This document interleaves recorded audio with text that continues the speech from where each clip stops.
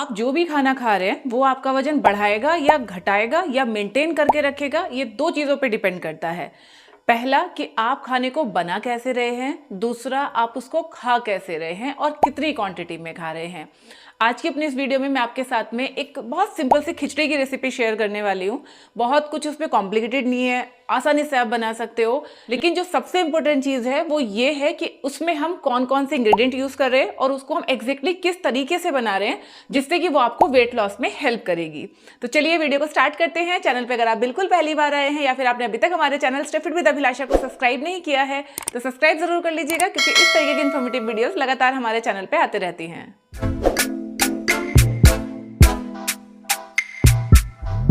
So friends, स्वादिष्ट और सेहतमंद खिचड़ी बनाने के लिए सबसे पहले यहाँ पे मैं ले रही हूँ चावल। मैंने यहाँ पे व्हाइट राइस का इस्तेमाल किया है, इसकी जगह पे आप ब्राउन राइस का इस्तेमाल भी कर सकते हैं। चावल हमें तुरंत एनर्जी देता है, आसानी से डाइजेस्ट हो जाता है, पेट में भारी भी नहीं पड़ते हैं। बुखार है, कमजोरी है, थकान है, उसमें भी आपको ये काफ़ी फायदेमंद रहते हैं। अगर आपको डायबिटीज़ की शिकायत है, आपके शुगर लेवल काफ़ी हाई रहते हैं, तो आप व्हाइट राइस की जगह ब्राउन राइस का इस्तेमाल भी कर सकते हैं। ब्राउन राइस में व्हाइट राइस की तुलना में फाइबर ज़्यादा होता है, कैलोरी वाइज ऑलमोस्ट दोनों सेम होते हैं। कई लोगों को लगता है कि चावल खाने से उनका वजन बढ़ जाएगा, तो देखिए चावल को अगर आप क्वांटिटी में ज़्यादा खाते हैं, जैसे मैंने पहले ही बताया था कि कौन सी चीज़ आपका वजन घटाएगी या बढ़ाएगी, ये क्वांटिटी पे डिपेंड करता है। तो देखिए अगर आप ज्यादा क्वांटिटी में राइस खाते हैं, ओवर ईटिंग करते हैं, तो ये आपके वजन को बढ़ाता है, अदरवाइज ये आपके वजन को नहीं बढ़ाता है। दूसरी चीज मैं यहाँ पे ले रही हूँ, दैट इज बिना छिलके वाली मूंग की दाल। मूंग की दाल को एक हल्की दाल माना जाता है। ये आपके पेट को साफ करने में हेल्प करती है, गैस एसिडिटी को कम करती है और साथ ही साथ सबसे जरूरी चीज कि ये प्रोटीन से भरपूर होती है। मूंग की दाल आप बच्चों को भी दे सकते हैं, बुजुर्गों को भी दे सकते हैं। और आज की रेसिपी की सबसे खास बात यही है कि आपको अकेले के लिए बनाने की जरूरत नहीं है। जो हमें अक्सर लगता है ना कि भाई डाइटिंग करूंगी तो मुझे अपने लिए अलग से खाना बनाना पड़ेगा, तो भाई अलग से खाना बनाने की जरूरत नहीं पड़ेगी। इतनी टेस्टी खिचड़ी आज ही बन के तैयार होगी कि आपके घर में बच्चे बुजुर्ग सब इसको खा सकते हैं। तो ये हो गया। अब हम बात करते हैं हमारे तीसरे इंग्रेडिएंट की, दैट इज बिना छिलके वाली मसूर की दाल। मसूर की दाल आयरन और प्रोटीन का काफ़ी अच्छा सोर्स होती है। खून की कमी अगर आपके अंदर है या आपको एनीमिया रहता है या आपका हीमोग्लोबिन का लेवल अगर कम रहता है तो ये आपके लिए काफ़ी फायदेमंद हो सकती है। बॉडी में वीकनेस को खत्म करती है, हड्डियों को मजबूत बनाती है, साथ ही साथ हमारे इम्यूनिटी को बूस्ट करती है। अगर आपके घर में बच्चे हैं या बुजुर्ग हैं या आपको भी अगर बार बार बीमारियां होती रहती हैं, बार बार खांसी जुकाम होता रहता है, तो आपको मसूर की दाल अपने खाने में ज़रूर ऐड करनी चाहिए। अब यहाँ पे बात कर लेते हैं कि आपको इन तीनों चीज़ों का यहाँ पे रेशियो क्या रखना है। तो देखो जिस रेशियो में अभी आपके सामने रखा हुआ है, इसी रेशियो में आपको लेना है। अगर आप एक हिस्सा चावल ले रहे हैं तो एक एक हिस्सा फिर आप दाल लीजिए, यानी दाल की क्वांटिटी आप चावल से ज़्यादा रखिए, तो आपकी जो खिचड़ी है वो इजी टू डाइजेस्ट भी रहेगी, आपको ज़्यादा फिलिंग भी लगेगा और आपका वेट भी नहीं बढ़ेगा। इसके अलावा जो चीज़ें मैं यहाँ पे इस्तेमाल कर रही हूँ वो भी मैं आपको दिखा देती हूँ। यहाँ पे मैं इस्तेमाल कर रही हूँ मटर। मटर प्रोटीन का बहुत अच्छा सोर्स होता है। अगर आप मटर के सीजन में खिचड़ी बना रहे हैं तो मटर को ज़रूर से ऐड कीजिए।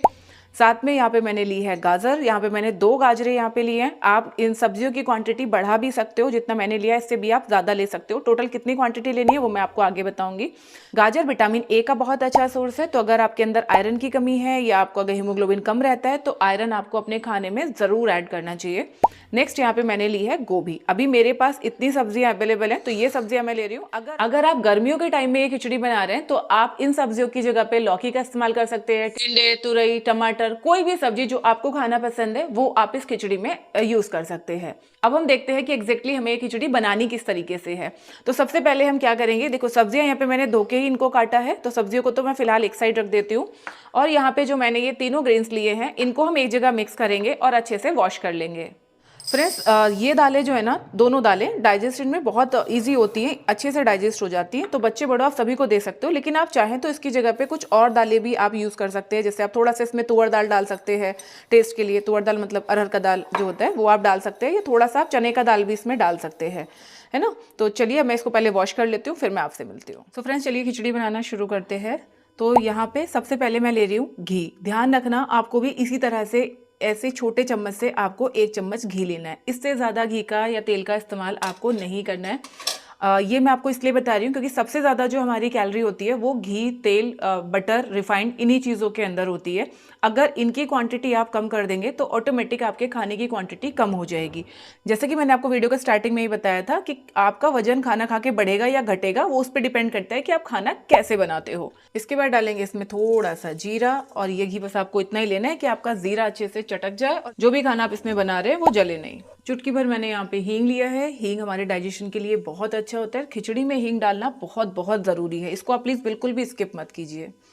इसके बाद जो मटर मैंने ली थी वो मटर इसमें डाल दी है, साथ में गोभी और गाजर। ये जो भी सब्जियां हमने ली थी सारी सब्जियों को अच्छे से भून लेंगे।